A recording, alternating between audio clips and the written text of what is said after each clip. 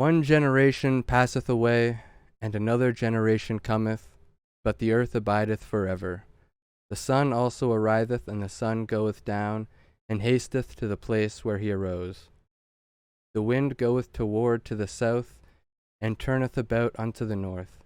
It whirleth about continually, and the wind returneth again according to his circuits. All the rivers run into the sea, yet the sea is not full. Unto the place from whence the rivers come, thither they return again. Ecclesiastes. Welcome back to the Bookwave Podcast. Today we're looking at The Sun Also Rises. I'm your host, Scott, joined by Will. So my question to you and the audience is, what was the moral of the story you think Ernest Hemingway was trying to get across? Or what do you think was his message, if there was one? Hey there. How you doing, Will? Doing pretty good. Read myself a nice good book this morning. Yep. What was it called? The Sun Also Rises.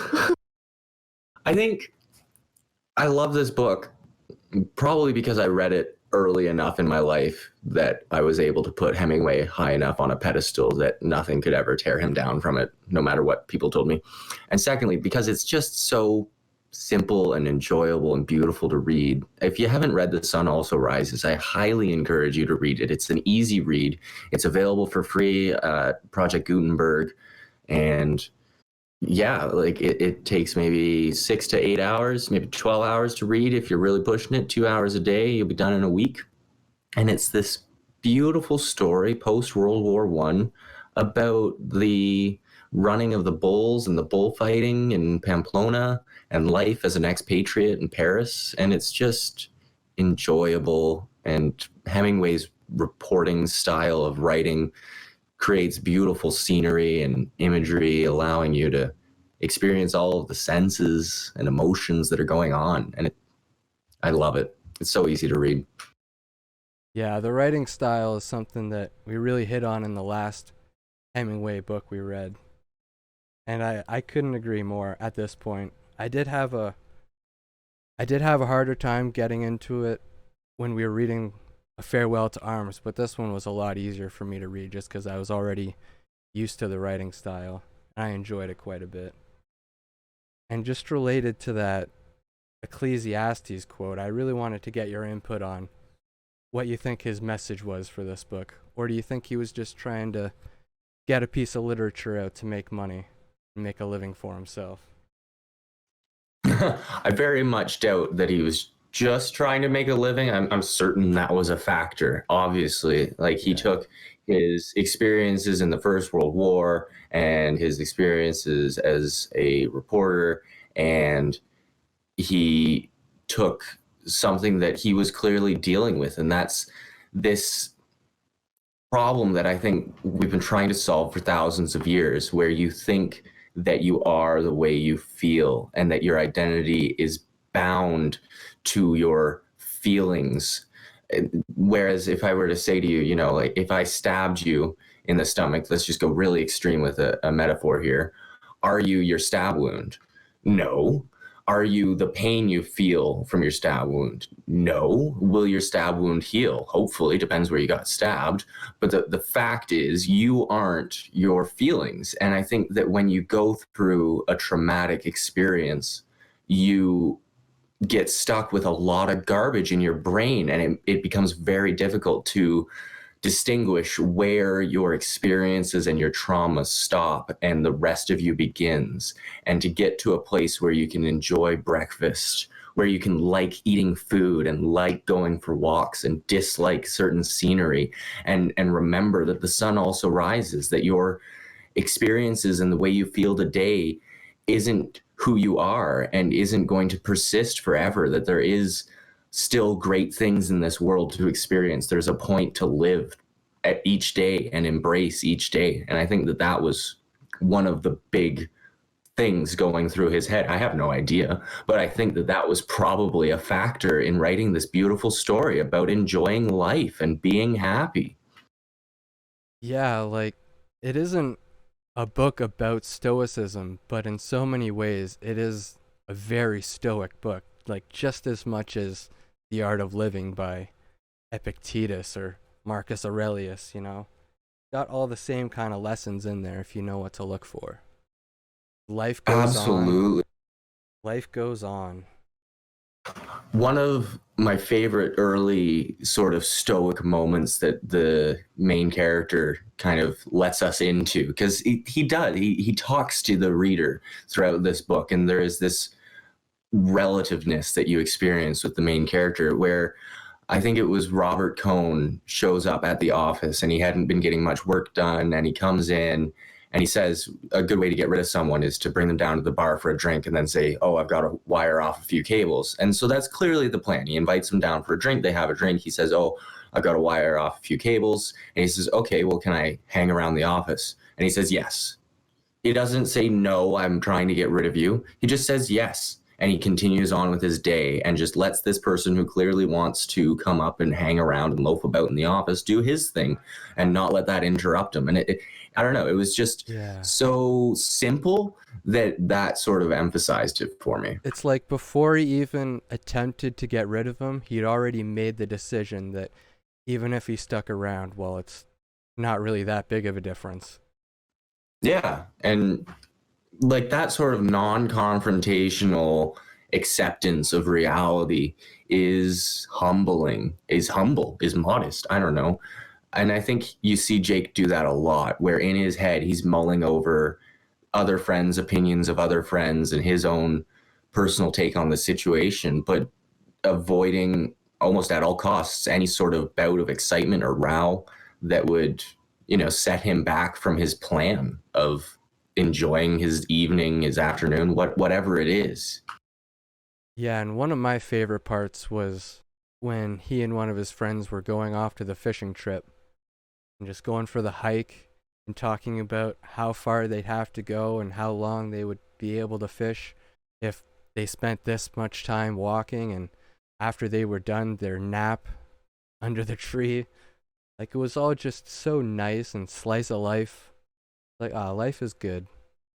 And then it goes right into the chaos of the bullfighting.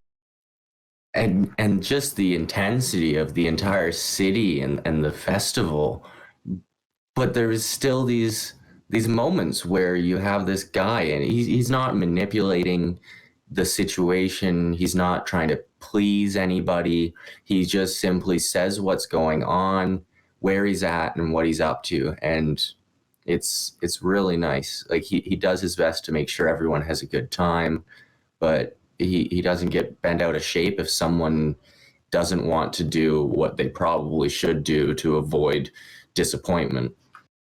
And that's not even really what I think is the main point to this story. I think that that's sort of the stage that this non-story can be unfolded on, because there really isn't a story here.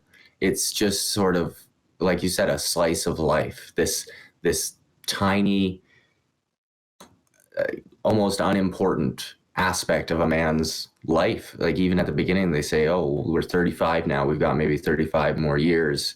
Doesn't that freak you out?" And it's like, no, I'm just living my life. And the story that happens that ties all of these characters together is that Lady Ashley, that story of this girl, this woman, this powerhouse of a woman.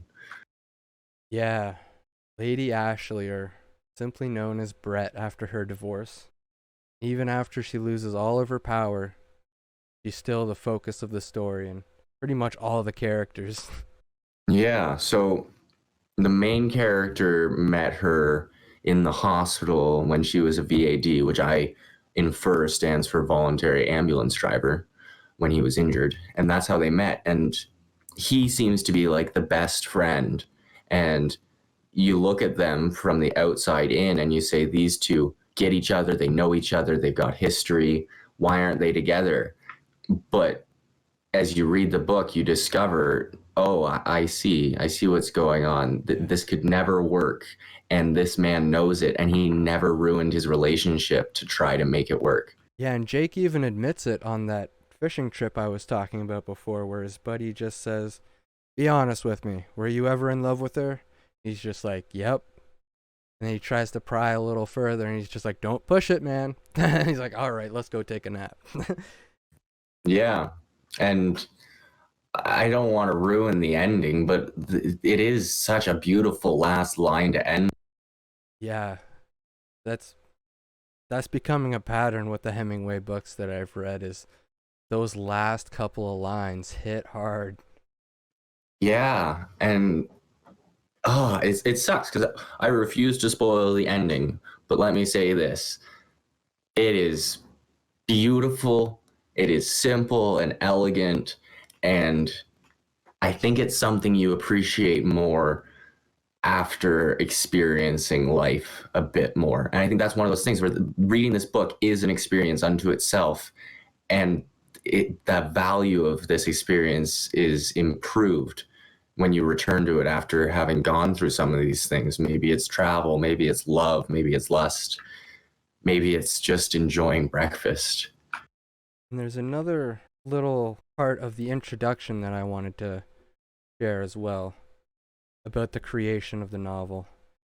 And it says Hemingway wrote the first draft in only 2 months. It shows the influence of his literary friends. The poet Ezra Pound had taught him to understate and offer no explanation. Fitzgerald inspired him to tell his story with no clear narrator and later advised him to trim the opening. Hemingway cut it all together. The book begins with no clear focus, a point noted by the critics who hailed it as daring and modern. And apparently, in earlier drafts, he had started right in the middle of things during the bullfights, and later revisions, he added that sort of timeline of introducing these expatriates in Paris. But it's just this day in the life. And I love how it talks about his influence from other writers at the time, all his friends that helped him create this. What an interesting time to be alive, eh? Yeah. The first thing it made me think of was the Inklings, like C.S. Lewis, J.R. Tolkien. There was a whole bunch of them in Britain that all worked together and shared stories and had like a writing club together. It's just like not one of them would have been the same without the influence of just one of them being added in. And it really just shows how Hemingway is an absolute staple in literature for today. Yeah, it's funny. I now, having seen Midnight in Paris, it's an Owen Wilson film directed by Woody Allen, but it was so good because he time travels to the 20s and hangs out with the Fitzgeralds and Hemingway, and it's just so fun. And so I have in my mind this movie, this setting of Paris in the 20s with Hemingway at the bar, going dancing, staying up all night, hanging out with these artists and writers. And that's what this story is. The sun also rises of expatriates in Paris, having a good time, dancing, living, loving. Yeah. And I brought this up before, so I won't talk about it too much, but like the book I read, Here There Be Dragons, is basically the exact same thing about the Inklings. It's just a fantasy book with all the main characters happen to be members of the Inklings, and it's pretty cool to just look at the relationships that people have inferred from these groups. Yeah. The thing about a podcast about The Sun Also Rises is there's only so much you can say beyond what a lovely book. I hope everybody reads. I would like to read a few more books by Hemingway. I don't think I'm in too much of a rush. It'd be nice to read For Whom the Bell Tolls and The Old Man and the Sea in the near future, in the next years. For sure. But I stand by it. My recommendation for people starting on Hemingway is A Farewell to Arms and then The Sun Also Rises. It's just a good 1-2 punch. Yeah, and that recommendation is a good order because if you read the first one and you're just absolutely devastated afterwards, The Sun Also Rises gives you the nice lesson that, the sun doesn't always set, it also rises.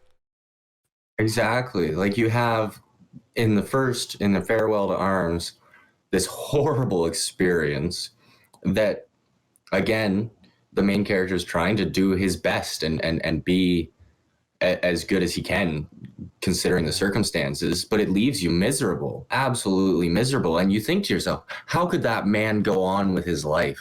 What's left? And then you read The Sun Also Rises and you see, oh, right, the rest of the world. Yeah. And I feel like Farewell to Arms is almost about the exact same thing as this book is. It just doesn't say it as clearly. But like, just as he's walking home in the last words of A Farewell to Arms, and like the last page of A Farewell to Arms, as he's walking home, that's kind of the lesson. Like, you could imagine how horribly it could have ended, but he just walks home because he knows sun also rises. It ain't the end of the Yeah. world. Yeah. And I think this is a lesson that everybody needs to be reminded of almost daily.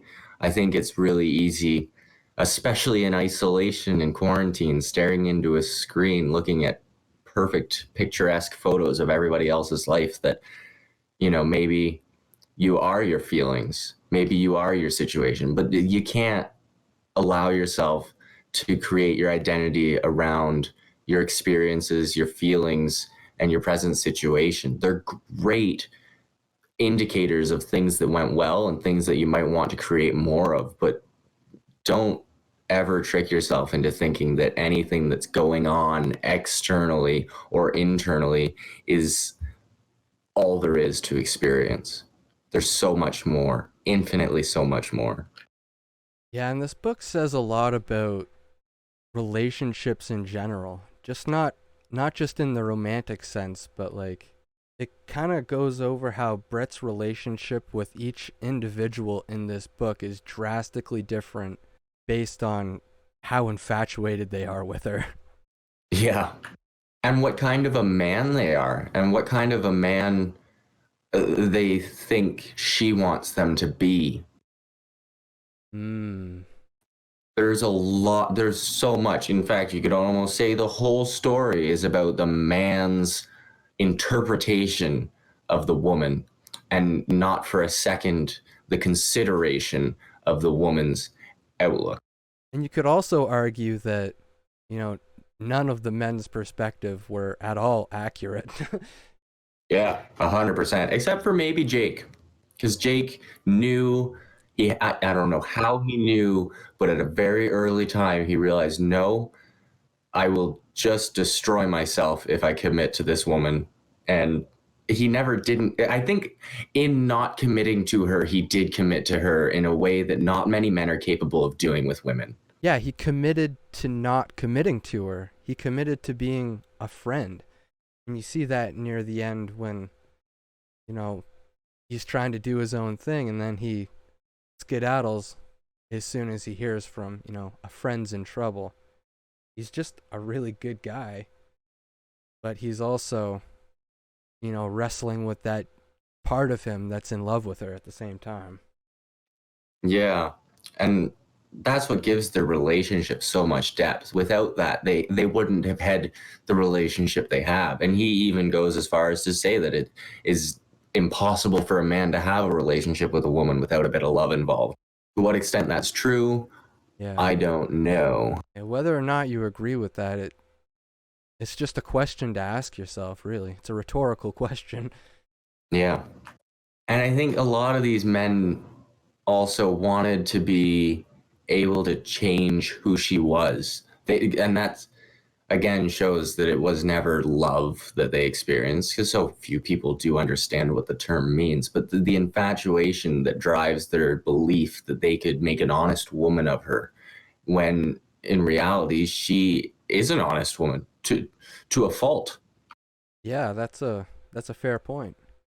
It's like that stupid old saying of, if you love her, let her go. Like, this is exactly what it would look like. Yeah, and Because it, you could talk about the old philosophy of knowing thyself, and you could say that like Brett among all of the other characters knows best who she really is. Her and Jake, I would say. yeah, she may not know what to do about it, but she's certainly Yes. aware of it.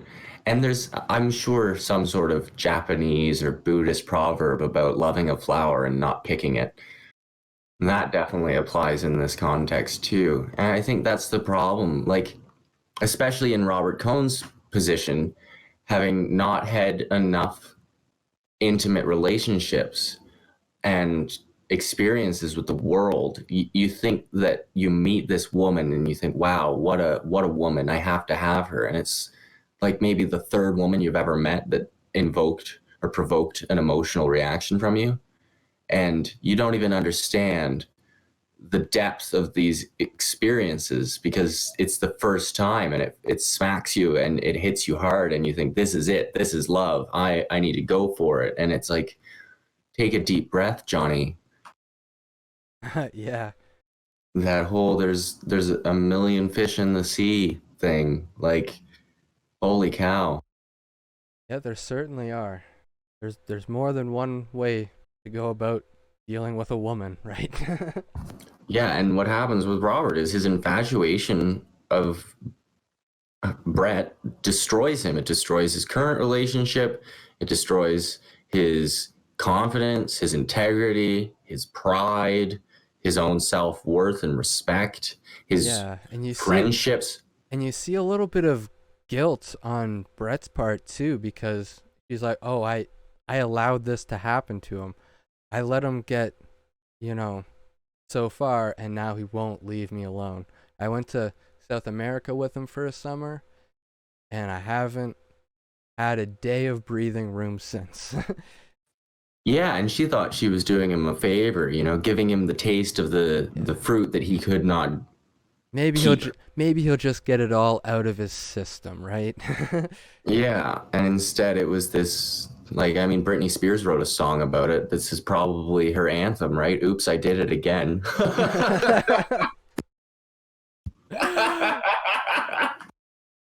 Oh shit.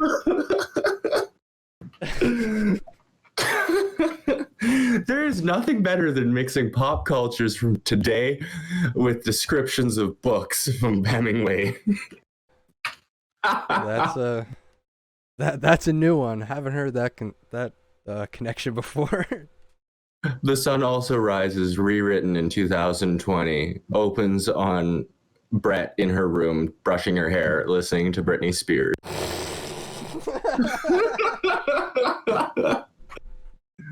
She receives a notification on Tinder from 5 different men. Oh, I love this. It's so true though. Now, she was actually based on a real person. uh yeah. Was it like a divorcee? I think I read I something about literally this. didn't even check. I didn't like I Googled Hemingway so much, but the minute there's another mistress in the picture, it's like his third wife, Martha Gellhorn. Nobody talks about. He had a few wives, eh? Yeah, but the third one was like apparently a pretty serious literary force. She had like a 60-year career or something like that. Nicole Kidman plays her in a Hemingway and Gellhorn. Hmm. Had I put more time into researching, like when you read a book like this, you want to kind of see what other people have taken from it and interpreted it. And this is something that's been around for long enough that you've got entire books written about single characters or entire essays written about single quotes. And it'd be great to read some of that stuff because I'm sure there's tons of feminist articles about Brett Ashley and interpretations of her and so Yeah. on. I'm sure there's too many.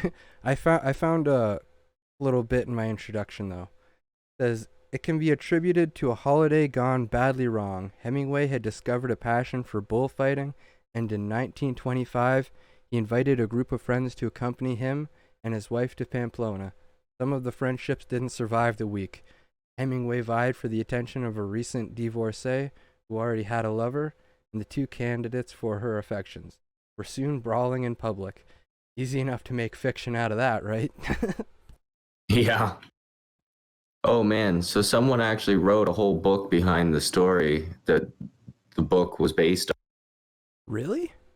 Yeah, Everyone Behaves Badly, the true story behind Hemingway's masterpiece, The Sun Also Rises. Oh. So you can see how he distorted the story a little bit to make himself the good guy, I guess. Oh, surely. Well, was there anything else that really stood out to you in this book before we wrap it up? No, I just want to end with this little quote from this article. about the real inspiration for the character, Lady Ashley. She was a tricky person to reconstruct. When she died, she left no known diaries, few surviving letters, no self-aggrandizing memoir, which was rather unusual within her coterie of publicity-seeking expats. Anyone and everyone who ever had a Hemingway connection seems to have turned it into a book at one point or another. Very few photos exist of Duff. I've only seen 3 from the 20s when she was allegedly at the peak of her allure. Well, there you go. Yeah. Well, everybody, until next time, like, comment, subscribe, share with all your friends. Check out our website, bookwave.club. May the force be with you. Have a good one.